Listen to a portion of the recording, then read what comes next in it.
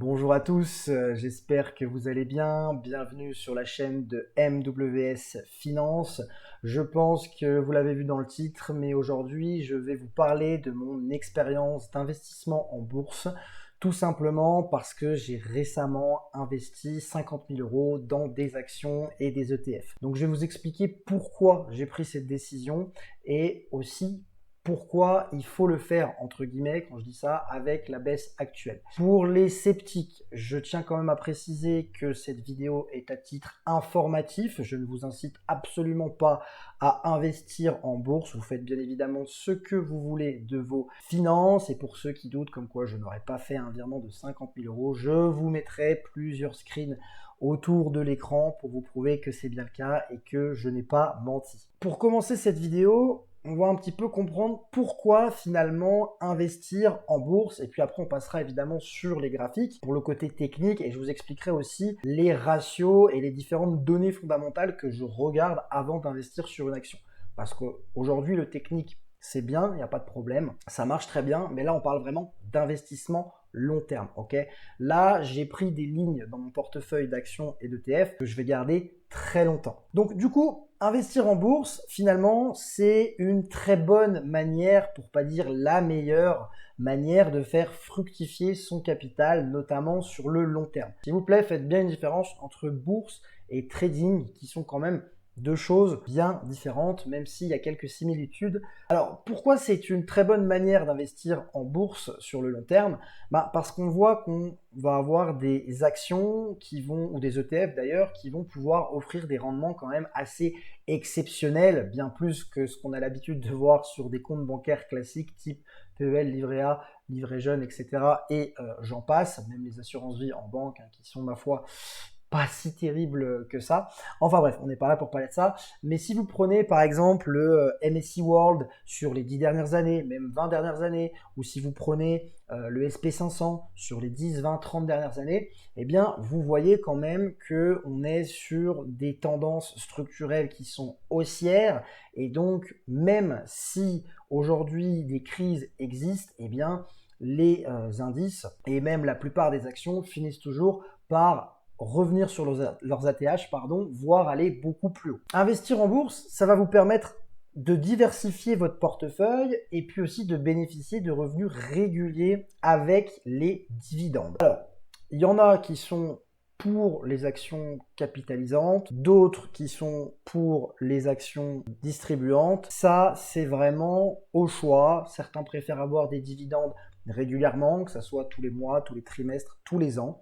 D'autres préfèrent réinvestir directement leur argent en bourse, ce que je peux comprendre. Donc, je suis pas là pour dire l'une façon est mieux que l'autre, ça c'est vraiment au choix et en fonction surtout de vos besoins personnels, d'accord? Donc, si vous vous demandez un petit peu pourquoi finalement j'ai décidé d'investir, de commencer du moins à investir, je vais vous expliquer ma stratégie après, alors que les marchés sont clairement dans le rouge, sont clairement en baisse, et ben c'est justement là où est la réponse. Dans le sens où quand j'ai travaillé en banque, il y a eu la période du Covid, et pendant cette période, j'ai vu les gens faire la queue, les gens qui avaient des assurances vie faire la queue pour retirer leur argent.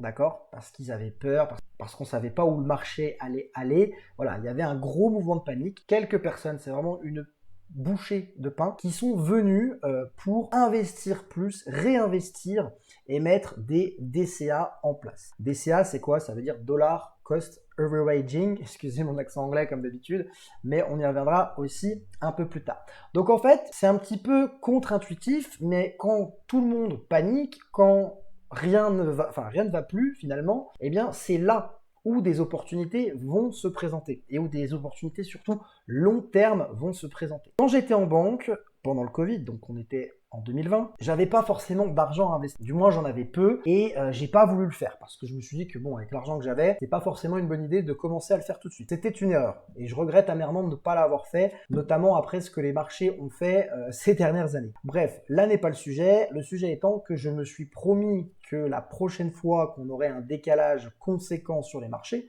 je ne savais pas quand il allait arriver, mais je me suis juste dit, quand ce jour-là arrive là, eh bien, il faudra que je commence à me constituer un vrai portefeuille boursier avec des actions, des ETF, des dividendes et j'ai aussi gardé une partie en cash. J'y reviendrai également plus tard. Bien évidemment, on va passer sur les graphiques après et vous allez vous dire, ouais, il y a des actions, elles sont basses, on va les acheter. Attention, encore une fois, ce n'est pas les seules choses à regarder. Il y a plusieurs ratios à prendre en compte avant d'investir dans une entreprise. C'est pas parce qu'une action est basse qu'elle va forcément remonter et ce n'est pas parce qu'une action est haute qu'elle va forcément descendre. Ça aussi, c'est une fausse idée reçue. Voilà, moi, me concernant, c'est de l'investissement très long terme, d'accord? Là, on parle sur du 10, 15, 20 ans. Bien évidemment, il y aura des ajustements qui seront faits au cours du temps, que ce soit par secteur, que ce soit sur les ETF, que ce soit sur les dividendes, en fonction d'un petit peu ce qui se passe dans le monde. Surtout en ce moment, bon, ça bouge plutôt pas mal. Mais voilà, même si aujourd'hui, voilà, les marchés sont volatiles, j'ai confiance aux entreprises, j'ai confiance en la croissance, j'ai confiance au capitalisme. Pour moi, même si un jour ou l'autre ça s'écroule, c'est très loin d'être terminé, je vous assure. Donc il y a encore de quoi faire énormément de belles choses. Concernant ma stratégie personnelle, il y a plusieurs choses. Comme je vous ai dit, j'ai investi 50 000 € chez le broker Interactive Broker. Je pense que tout le monde le connaît ici. C'est le meilleur broker du monde. Et donc, j'ai investi 17 500 € sur des ETF, 17 500 € sur des actions et j'ai gardé 15 000 € de cash. Ce qui fait, vous pouvez vérifier, un total de 50 000 €. Alors, quand je dis j'ai investi 17 500 € sur les actions et 17 500 € sur les ETF, je n'ai pas all-in. J'ai simplement à disposition 17 500 €, donc des portefeuilles à hauteur de 17 500 € pour investir sur plusieurs ETF et sur plusieurs actions. Pourquoi plusieurs actions? Eh bien, tout simplement, premièrement, pour lisser le risque, pour avoir plusieurs secteurs. Si on a un portefeuille diversifié, si un secteur s'écroule, généralement, il y en a toujours un qui arrive à maintenir les autres. Et donc, c'est un petit peu ça qu'on recherche pour voilà, éviter d'avoir des écarts de PNL énormes ou des écarts de performance énormes sur son portefeuille. Ça, c'est la première chose. Maintenant, quand je dis que je vais investir par exemple sur Tesla ou sur Nvidia, eh bien, je ne vais pas, et que j'alloue par exemple 1000 € à Tesla et 1000 € à Nvidia, je n'ai pas non plus mis all-in mes 1000 € sur Nvidia et mes 1000 € sur Tesla. Dans le sens où je commence à investir parce que j'estime qu'on est sur des bons prix, j'estime qu'on est sur des bons niveaux techniques, j'estime qu'il peut y avoir un rebond, mais je ne vais pas m'investir pour le moment à hauteur de 100% parce que je pense que si le marché baisse plus, eh bien, il faudra que je puisse réinjecter de l'argent, réinvestir de l'argent à des endroits où j'ai des meilleurs points d'entrée. On verra ça sur le graphique juste après et vous allez un petit peu mieux comprendre. Concernant le cash, eh bien, le cash, il va me servir à deux choses. Déjà, sur Interactive Broker, vous avez un taux de rendement qui est bien supérieur à des comptes bancaires classiques. Donc déjà, ça c'est la première chose. Au moins, mon argent n'est pas sur un livret A à 2%. Ça, c'est la première chose. La deuxième chose, c'est que avoir du cash à disposition, non seulement je peux le sortir quand je veux, mais aussi si on arrive dans des creux de marché, je vais pouvoir effectuer ce qu'on appelle de la DCA dynamique. Quelle est la différence entre de la DCA dynamique et de la DCA classique? La DCA classique, vous allez plutôt investir la même somme chaque semaine, toutes les 2 semaines, tous les mois, etc., etc. sur le même actif et ce sans regarder le niveau de prix. Ce sera simplement pour lisser votre prix de revenu unitaire et lisser votre performance. Et bien en fait, la DCA dynamique, c'est exactement le même principe, sauf que vu que j'ai quand même quelques bases en trading, eh bien, je sais plus ou moins déceler les creux de marché et les zones importantes. Donc, quand on arrive sur ces zones importantes, par exemple, la deuxième semaine du mois d'octobre, eh bien, plutôt que de mettre 50 €, je dis n'importe quoi, sur Nvidia, si on est sur un gros support mensuel, eh ben, je vais peut-être rentrer avec 150 ou 200 €. Voilà à quoi va me servir mon cash. Bien évidemment, tous les mois, je vais faire aussi rentrer du cash chez Interactive Broker, mais c'est vraiment dans un souci de praticité, où s'il y a un mois, je ne peux pas rentrer du cash, bon, je sais que je peux quand même faire de ma DCA dynamique. Pourquoi cette DCA dynamique ? Tout simplement parce que vous allez continuer de lisser le prix, mais vous allez gagner énormément de temps et vous allez surtout avoir de meilleures performances, à condition bien évidemment de rentrer dans des endroits stratégiques. Ça va de pair. Donc voilà un petit peu la manière dont je vais travailler du moins sur mes différentes lignes de portefeuille. C'est vraiment pas un coup de poker, si vous voulez, c'est réfléchi. Mon objectif, c'est de faire travailler cet argent sur, je sais pas, 5, 10, 15, 20, 30 ans, avec quelques ajustements, tout en touchant des dividendes de temps en temps pour pouvoir me rémunérer ou réinjecter l'argent directement sur d'autres lignes en bourse. Voilà. L'idée, c'est pas non plus de trop s'éparpiller, rester sur des secteurs que vous comprenez, que vous connaissez. Ça sert à rien d'avoir 100 actions différentes sur le portefeuille. Si vous voulez acheter plusieurs actions en même temps, les ETF sont là pour ça. Maintenant, j'aime bien aussi me focaliser sur certaines actions où il se passe de l'action, qui sont réactives et où il y a éventuellement de très bonnes performances à aller chercher. On va directement passer sur les graphiques. Je pense que j'ai assez parlé. Et comment je fais tout simplement pour analyser mes actions. D'un point de vue technique, et on passera sur le côté fondamental après. Côté technique, vous allez vous dire, c'est long, il y a beaucoup d'actions. En fait, c'est pas long. Ce qui est long, c'est de vous faire votre liste. Donc, par exemple, ici, j'ai une liste, elle n'est pas complète. Vous pouvez la recopier si vous voulez, mais elle n'est pas complète. Et c'est un petit peu les actions que je surveille. Alors, j'ai quand même pris des grosses capitalisations. On ne va pas se diriger vers des trop petites capitalisations parce que ça peut être éventuellement plus compliqué, plus volatile, plus risqué. Donc, je suis resté quand même dans des trucs assez sereins, assez carrés et qui pour moi ont quand même un minimum d'avenir.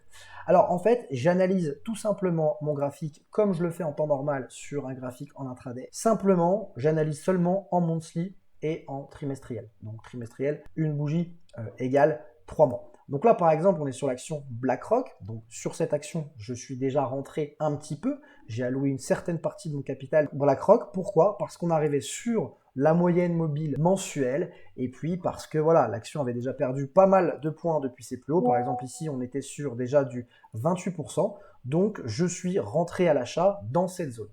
Maintenant, je ne suis pas rentré à 100% sur BlackRock parce que, comme vous pouvez le voir, j'ai une deuxième zone ici qui m'intéresse pour entrer en position. Cette zone, c'est simplement une zone de support trimestriel qui m'intéresse. Donc, on voit aussi qu'ici, il y a la moyenne mobile 50 trimestrielle. Je regarde beaucoup ces moyennes mobiles-là qui va m'intéresser éventuellement si le prix continue de dégringoler. Et bien, si on se retrouve ici, et bien éventuellement, je rentrerai à 100% sur BlackRock. Bien évidemment, entre-temps, que le marché fasse ça ou que le marché fasse ça, je continuerai d'effectuer ma DCA tout simplement. Et si vous voulez, si le prix arrive là, c'est là où ma DCA dynamique entre en jeu et où je mettrai beaucoup plus de cash d'un coup, peut-être 2-3 fois plus. Et donc en fait, je fais ça sur toutes les actions. Donc là par exemple, vous avez Colgate. Bon là, Colgate, on voit qu'on n'est pas dans mes zones, ça ne m'intéresse pas. Johnson, ne m'intéresse pas. Vous avez par exemple Total, ici, je prends au hasard celle que j'ai. Vous voyez, j'ai analysé vraiment tout. Unilever, vous voyez qu'ici pour l'instant, ça ne m'intéresse pas pour investir. Caterpillar, donc là Caterpillar, je surveille. Pourquoi? Parce qu'en monthly, on arrive sur une zone qui m'intéresse. On arrive sur le bas des bandes de Bollinger, au niveau de la moyenne mobile 50. Et puis voilà, ici ça nous avait servi d'ancienne zone de support-résistance. Donc ici, c'est une zone que je trouve intéressante pour acheter. Donc là, Caterpillar, je ne suis pas rentré. Je suis rentré sur Nvidia, qui est juste là, par exemple. Typiquement, Nvidia, c'est une action sur laquelle je suis rentré. Aujourd'hui, on sait que Nvidia, il y a une hype énorme autour de cette société depuis maintenant quelques années. Et donc, je me suis dit, OK, on a eu une bonne correction. On est revenu sur la moyenne mobile 20. Et ce que j'ai fait, en fait, c'est qu'à l'Open US de lundi, eh bien, je suis tout de suite rentré au marché. Donc, globalement, je suis rentré vraiment par ici. Donc voilà, donc là je suis à peu près à 7-8% de performance. Encore une fois, je m'en fiche, c'est pour le long terme. Et si Nvidia descend plus bas, eh bien j'aurai encore d'autres cartouches. Parce que est-ce que le marché va aller plus bas? Est-ce que le marché va retourner voir ses ATH? Je ne sais pas, je n'en sais rien. J'agis simplement en fonction de ce que je vois sur les graphiques et de ce que j'analyse du côté fondamental. Donc voilà un petit peu comment je fais. Et puis, on va dire que voilà, tous les jours, je peux éventuellement regarder rapidement mes actions. Il y en a beaucoup, mais en soi, ça va hyper vite parce que, plus vous les regardez, plus vous les connaissez. Et puis 2, vos zones sont déjà tracées visuellement. Donc en fait, ça prend 2 secondes à regarder. Après, c'était à analyser, c'était un peu plus long, effectivement. Mais voilà, là par exemple, AMD, depuis tout en haut, si on arrive dans ma zone, on aura perdu 72% sur l'action. Donc évidemment que si AMD revient dans ces niveaux, vous pouvez les prendre, c'est entre 65 et 52. Alors on n'est pas au point près sur du long terme, on s'en fiche un petit peu, j'attends pas un signal en 15 minutes pour rentrer en position, c'est dès qu'on est dans la zone, bam, je charge. Je ne me pose pas plus de questions, sinon le boulot serait beaucoup trop pénible à faire. Mais voilà, si on revient dans cette zone, qui était un ancien support en monthly, et évidemment que je vais charger AMD. Et il me semble que si je dis pas de bêtises, voilà, on a aussi à cet endroit-là notre moyenne mobile en 50 périodes en trimestriel. Donc AMD, à cet endroit-là, m'intéresse pour recharger. Ça se trouve, je me plante totalement, mais c'est pas grave. Au moins, mon argent travaille, mon argent investit, et je touche des dividendes. Okay, si vous avez un peu peur d'investir, eh bien, ça peut être plus simple que ça. Vous n'êtes pas obligé d'aller chercher des actions. Allez plutôt chercher des ETF qui vont regrouper plusieurs actions, éventuellement plusieurs secteurs. Et même si un secteur se casse la gueule, globalement, le reste maintient. Donc voilà, les ETF, c'est un peu plus chill, on va dire, en termes de volatilité. Vous pouvez partir que sur des ETF aussi. Après, encore une fois, avoir 40 000 ETF, ça ne sert à rien. Pourquoi? Parce que dans une ETF, vous avez beaucoup d'actions différentes, et donc ce serait un peu bête d'investir 2 fois sur une ETF où il y a 2 fois la même action. Ça aussi, c'est à prendre en compte. Certains le font, d'autres pas. Pour moi, investir 2 fois, ça revient en fait à multiplier le risque ou la performance, qu'elle soit positive ou négative. Donc il faut quand même faire un peu attention à ça. Mais globalement, voilà un petit peu comment ça fonctionne. Ensuite, pour parler un petit peu des indicateurs économiques qui sont facilement retrouvables sur Internet, par exemple Boursorama, le PER, vous l'avez, eh bien, je vais d'abord regarder le PER. Ça va être le Price Earning Ratio. En gros, le ratio cours-bénéfice, c'est un indicateur financier qui va vous permettre de mesurer la valorisation d'une action en bourse et donc la santé globale un petit peu de l'entreprise. Ça peut vous donner de bonnes indications pour savoir si oui ou non il est intéressant d'investir sur une action. Je ne rentre pas dans les détails, je vous en parle juste rapidement. Ensuite, vous allez avoir l'EPS. Alors, ce n'est pas l'éducation physique et sportive, mais c'est l'Earning Per Share. Et en gros, c'est le bénéfice par action ou le résultat net par action, comme vous voulez. Et ça va être utilisé pour évaluer la rentabilité d'une entreprise par action. Bien sûr, il va falloir aussi regarder le chiffre d'affaires. D'accord? Alors, le chiffre d'affaires seul, bien évidemment, ne veut rien dire, mais vu qu'on est sur des entreprises où on veut voir de la croissance, on va préférer entendre et voir un chiffre d'affaires qui augmente d'année en année plutôt qu'un chiffre d'affaires qui diminue. Ensuite, vous allez avoir le résultat net d'une entreprise. Et bien ça, c'est un petit peu la même chose. Nous, ce qu'on veut voir dans une entreprise, c'est que le résultat net augmente chaque année. Si le résultat net augmente chaque année, ça veut dire que l'entreprise a de la croissance, que l'entreprise fait du bon boulot, tout simplement, et donc que c'est éventuellement une entreprise qui a du sens et sur laquelle on peut investir. Après, je vais regarder aussi, évidemment, parce que ça m'intéresse, les dividendes. Alors, vous allez avoir des dividendes élevés, vous allez avoir des dividendes très faibles, vous allez avoir des dividendes moyens. Élevés, attention, pas toujours bon signe. Trop faible, ça ne nous intéresse pas parce que pas rentable pour nous. Donc, il faut aussi trouver, si vous voulez, une bonne moyenne là-dedans. Voilà. Après, il y a aussi d'autres choses. Il y a le cote, il y a le payout ratio. Je ne vais pas rentrer dans les détails. Ça mériterait limite une vidéo complète, voire plusieurs vidéos complètes sur chaque indicateur. Mais voilà, en tout cas, sachez que ça, vous pouvez le retrouver facilement comme Boursorama, par exemple. Et puis, vous pouvez checker toutes ces infos, en plus de vous appuyer évidemment sur l'analyse graphique. Donc, si vous regardez les deux, vous allez avoir beaucoup plus de chances de déceler des bonnes actions, et puis vous allez être aussi plus serein dans votre choix. Si demain vous investissez sur une action et puis en fait vous vous rendez compte que son chiffre d'affaires et son résultat net sont en baisse depuis 5 ans, faites attention, voilà. Après vous pouvez aussi choisir d'aller seulement sur les actions aristocrates. Si je dis pas de bêtises, il me semble que c'est 25 ans. Ça fait depuis plus de 25 ans que ces actions versent des dividendes. Par exemple, vous allez avoir Coca-Cola. Coca-Cola qui est surpuissante, hein, encore une fois. On peut le regarder vite fait avant de finir la vidéo, mais voilà.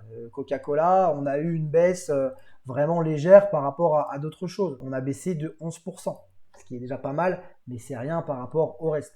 Et Coca-Cola, voilà, j'ai aussi des zones, mais là, clairement, je ne vais pas investir sur Coca-Cola. Pour moi, on n'est pas encore assez bas. Et pourquoi je vous dis de faire attention quand même et de bien réfléchir à quand vous investissez, à ne pas mettre tout votre cash d'un coup. Parce qu'effectivement, si je me mets sur le SP500, eh bien, on peut constater quelque chose. Effectivement, là, je suis en mensuel. Si je dézoome sur le graphique, on va se dire, bon, finalement, investir de l'argent, on ne craint rien, ça fait que de monter. Oui, vous avez raison. Mais si je reviens un peu dans le passé, par exemple, ici. Donc, dans les années 2000, on a eu cette fameuse bulle Internet. Et là, vous voyez que le marché a quand même perdu 49%, ce qui est énorme. Maintenant, regardez bien, si des gens se disaient, bon, bah là on est sur un bon niveau, ici par exemple, donc je vais commencer à investir. Pourquoi pas? Sauf qu'en réalité, regardez bien au niveau des dates, si vous rentrez en avril, pardon, 2001, eh bien avant seulement de commencer à faire de la performance, il faudra attendre à peu près ici, donc en 2004. Donc 3 ans plus tard, presque 4 ans plus tard. Donc si vous investissez au mauvais moment ou si vous mettez tout votre cash à un certain moment alors que le prix risque encore de descendre, eh bien vous risquez d'avoir votre cash bloqué. À moins que vous décidiez de retirer à perte, bien évidemment, vous pouvez aussi faire ça. Mais voilà, on voit que là pendant 3 ans, vous auriez pu avoir du cash qui n'aurait strictement servi à rien parce qu'en fait il aurait été en négatif. Vous aurez peut-être eu quand même des dividendes, mais sinon, à part ça, c'était pas terrible. Pareil ici en 2007, 2008, avec la crise des subprimes, eh bien, je sais pas, peut-être que certains ont commencé à investir sur ces niveaux. Et bien là, pareil, si vous investissez ici en octobre 2008, avant de commencer à faire de la performance, il faut attendre 2010. Donc vous avez du cash qui est bloqué pendant 2 ans. Et ça va vous frustrer, ça va être pénible. Donc il faut quand même faire attention. C'est pour ça que il ne faut jamais mettre all-in. Ok, la baisse, elle peut durer plusieurs semaines, plusieurs mois, voire plusieurs années. Donc pensez aussi bien à ça quand vous investissez en bourse et aussi bien évidemment, n'investissez que ce que vous êtes prêt à perdre. Comme ça, il y aura déjà beaucoup moins de problèmes. Allez, je pense que la vidéo a été assez longue comme ça. J'espère qu'elle vous a plu. N'hésitez pas à mettre un petit pouce bleu et un commentaire sous la vidéo. Ça aide pour le référencement de la chaîne et ça me fait énormément plaisir. Allez, ciao ciao.